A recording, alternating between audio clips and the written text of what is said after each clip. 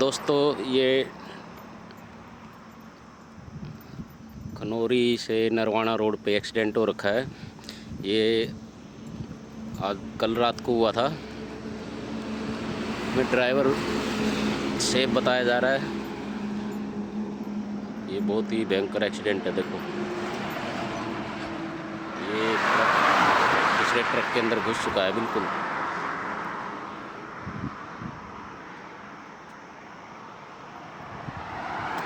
भगवान का शुक्र है ड्राइवर सेफ है। इसलिए मैं सभी ट्रक भाइयों से निवेदन करता हूं कि गाड़ी को रात के समय बिल्कुल ध्यान से चलाएं और अचानक ब्रेक ना लगाएं, अपनी लाइन में चलें। ये देखिए कालेदा ढाबा है, इसके सामने ही एक्सीडेंट हुआ है बिल्कुल। ये खनौरी नरवाना रोड है।